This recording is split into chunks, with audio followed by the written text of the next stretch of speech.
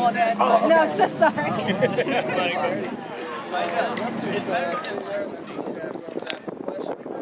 Okay. I'll have you start just by both of you saying and spelling your first and last name. Okay. All right. So I'm Rin Fuller, Rinfuller. I'm William Snodgrass, WILLIAMSNDGRAS. Awesome, man. Are you guys just locals here in Peoria? Yes. Perfect. Yeah. Well, tell us a little bit about what you got going on here today and why you guys decided to put this together. So we've got a vigil and a protest today because we feel like cops need to listen, and we just feel like police brutality needs to end. As a POC person myself, it's just kind of tiring seeing our people die, and we're tired of it, and we want community control now, and we feel like we just feel like we need change now. And I've been to protests and vigils before in the past, and so I hadn't heard of any going on yet. And Will and I were talking one night, and Will kind of just was like, "Well, let's start one right now, and let's go tomorrow and get it done." And I was like, "I agree," because we were mad, but we knew we needed some time to prep and plan. And we've been working tirelessly for about a week now. Yeah. Running around doing everything. I'm not in any organizations.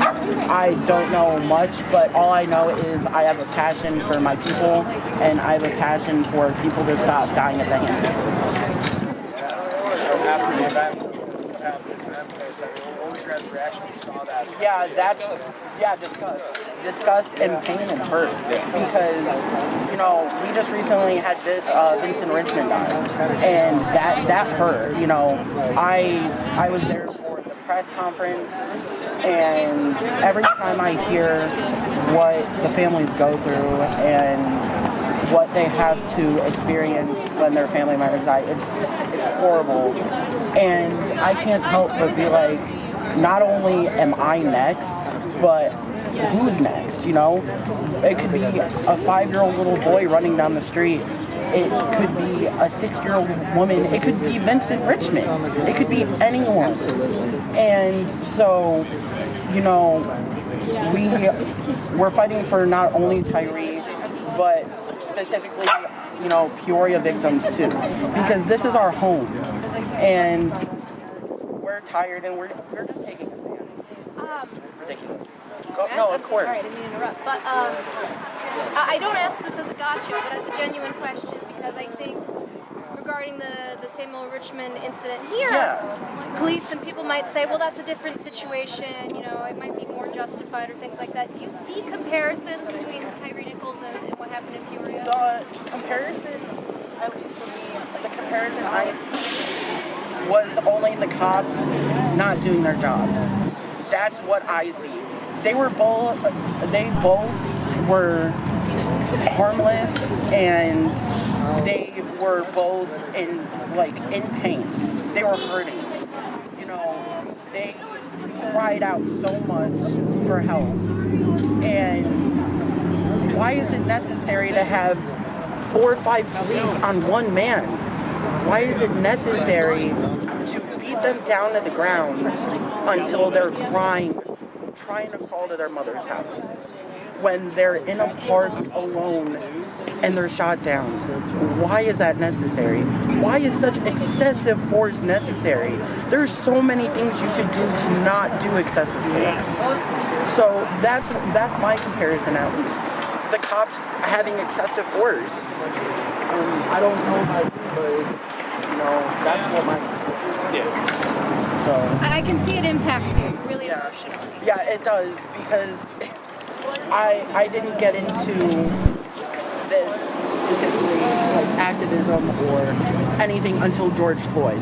I was here for the George Floyd protest in 2020. That's when it really impacted me, and that's when I was like, this is a real problem. This is horrible. And that's when, I knew we had issues before, but that's when it really hit home. Because he didn't do anything wrong. Even if he had that, counterfeit $20 bill, why was that necessary?